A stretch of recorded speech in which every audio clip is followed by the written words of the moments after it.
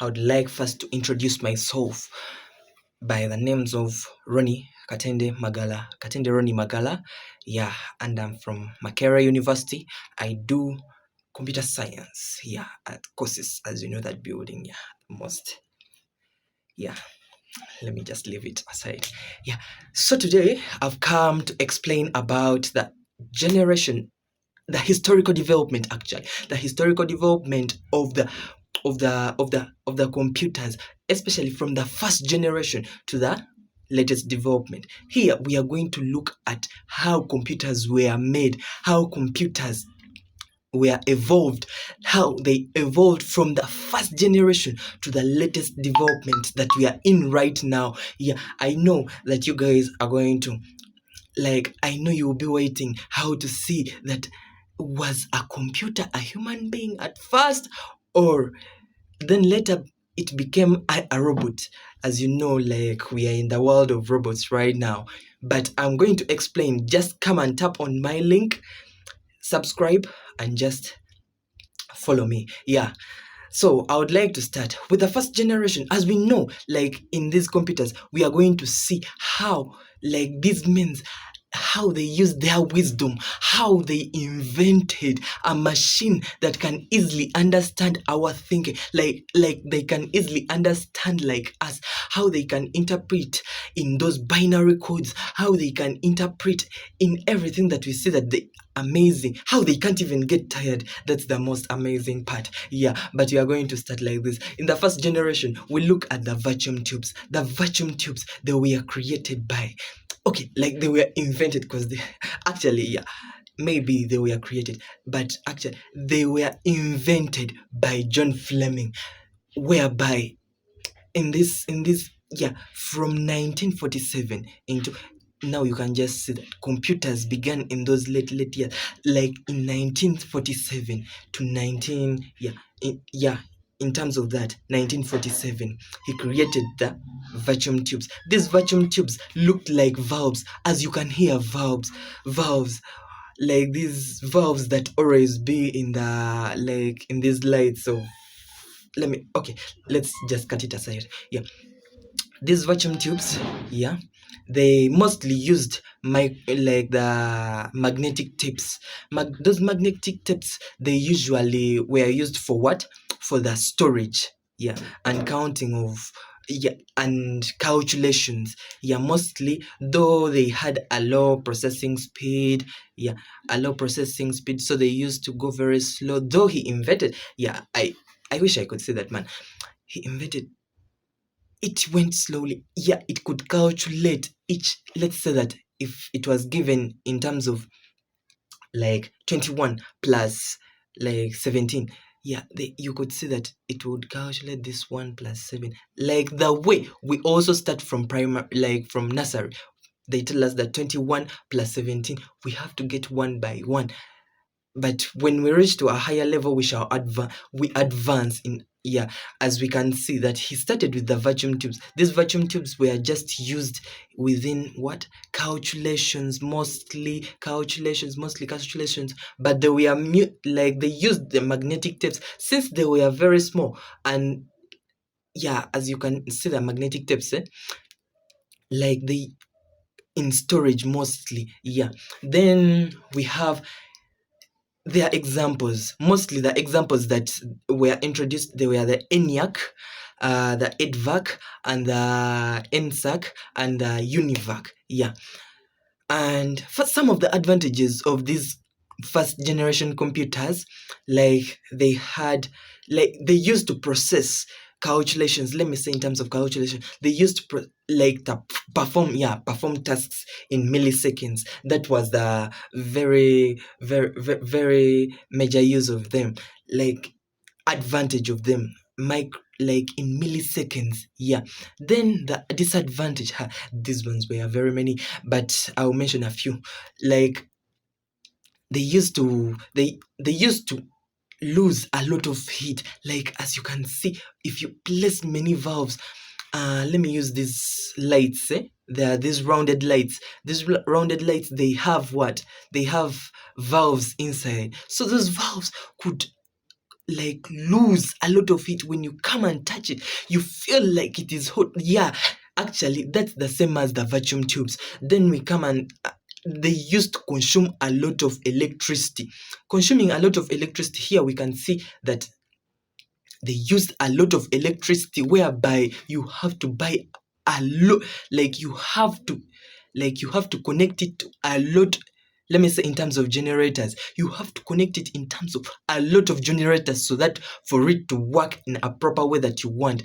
They were big in size, whereby you can't move with it anywhere that you want, especially when you put it somewhere you cannot remove it there. So after that, we go to the second generation. The second generation, here we shall look, especially the second generation replaced the first generation. That means that we are evolving one by one. Now we want to see what were the differences, what was best within the second generation to call it the second generation. Here we look at transistors. Transistors replaced the valves.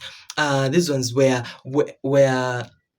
majorly made by William Shockley from 1947 to 1956. These transistors replaced the vacuum tubes automatically, like let me say forever, because we shall never see valves again in transistors. Yeah, but within these transistors, how do we know? Like, how do we see them? For them, they were at least reliable. The revolution of these transistors made up the second generation in terms of speed. At least for it increased on the time, like on the processing speed. Let me say like that. On the processing speed, yeah, they were reliable, very reliable. And when we look at the advantages of these transistors, they were less expensive. They were at least a little bit, just a little bit smaller, according to the first generation, because we saw that the first generation we are very big, but here when we look at the transistors, we are at least a limit, like small. Then yeah, they were a little bit expensive. They were reliable. Then the disadvantage, yeah, they also consumed a lot of heat. They were also big in size. You can bring it as a disadvantage. Yeah, they were they could also consume a lot of energy. Yeah, when we go to the third generation, we shall see how it also evolved from the second generation. Now here we shall look at the integrated circuits. Yes, from the within these integrated circuits, they were invented by Jack Kelby. Jack Kelby invented this since 1958 to 1964. From 1964, since that period of 1958 to 1964, integrated circuits became like the most powerful. Yeah, where everybody was buying it so that they can easily process everything, because they used a lot of speed. Like, it's processing speed, as you can see. You can easily notice that whenever we evolve, you can easily see that it's just improving every time. Yeah, we shall see. So these integrated circuits, yeah, they consist, for them, they made them when they consist a lot of transistors, whereby they could gather them, yeah, so that they can perform an important function. They could gather them in a one bunch to make a semiconductor. Yeah, making semiconductors. Now those semiconductors were mounted in chips, in form of chips. Yeah, they were mounted in form of chips. Now we shall see that these semiconductors had advantages. First of all, they were less expensive compared to the second generation. Number 2, they were reliable. Number 3, they were faster. Number 4, they were at least energy efficient. Yeah, they were at least energy efficient. Yes. When we go to the fourth generation, yeah, the fourth generation, here we shall look at microprocessors. Microprocessors, they were invented from 1964 to 2010. Yeah, they mostly contain the IBMs, as you can hear that. Yeah, the Intel Core. Sorry, not the Intel Core, but Intel 404. 4004, yeah, in terms like that. So you can see that the Intel was now what? It was now brought into action. Like they were invented in the fourth generation. When we talk about the fourth generation, here we see mainly the personal computers. Let me hope you're getting me. The personal computers, whereby they were more reliable. Their processors, they were easily, like they had the highest processors by that time. They had the highest processing speed, whereby they could calculate a million and a million of things, Just know how like how many people used to buy those personal computers, but they were less expensive. Yeah, as you can see, the price goes on decreasing one by one. They go on decreasing. They had those, by the way, those are some of the advantages. They had a high like they were, in terms of microprocessors, they had a high processing speed. They had a bigger storage than the others. They they were very reliable. Like at least these ones, they were at least movable. You could move with it, but though not so movable. Like, yeah, actually they used even graphical user interfaces. As we can see here, we developed the icons. Yeah, those beautiful images on the screen, as you can see right now on your computer. Yeah, so when we go to the fifth generation here, now here we have just introduced the artificial intelligence. They were in, like they developed since 2010 to the up to date right now. Sorry, they developed since 2010 up to the date we are in right now. Yeah, as you can see, you can relate. These ones, they used, like they have the let me say, the highest microprocessing speed, that like they can store a lot of things, like a more reliable hard disk, let me say like that. Yeah, their Intel cores are very high, like Intel Core 9, Intel Core 8, just know this one is very intelligent. Like as you can see, as you can hear, artificial intelligence. So the advantage is that it has consumes less energy. Some of them, they are made with their own batteries, yeah, whereby they can store their energy, like their electricity, so that they can, at least when power goes, you can be still working on it. Yeah, they have a high processing speed. Introduced myself as Katende Roni Magala.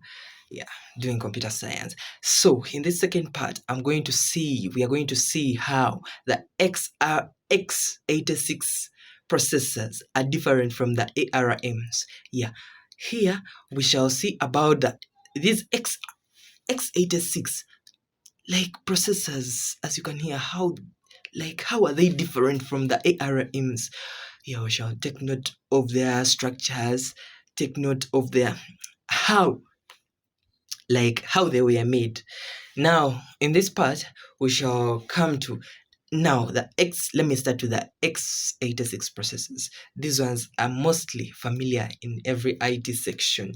They are mostly used in the computers, like the personal computers and server hardwares.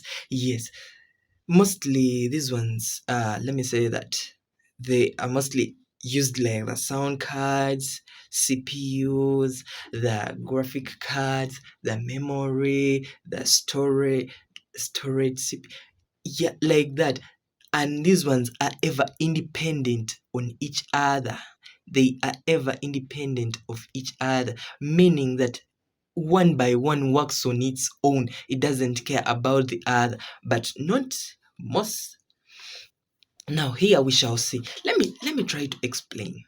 Uh when when when when when I remove, let me say that let me give you an example. As I said, when they work independent of each other, when I remove a sound card, it doesn't mean that the computer is not going to work. Though the sound part majorly are the only parts that are not going to work. When I remove the monitor, that means that the CPU, like the processing unit, will still function, but though we won't see anywhere it will display, though within the system case it will just show that it is working. The fans will work, everything that within the system case will all work. When we see about the memory, especially when I remove in terms of the hard disk, majorly, okay, I don't want to go further into that. Yeah. Then we shall see that most components are ever separate on their own. Like they are ever, and let me say, they are cheap. They are majorly on their own. Like they control themselves on their own. Like, yeah, they have their own controllers. Yeah, that's how I can say it. Components sometimes can be changed. Yeah, components can sometimes be changed.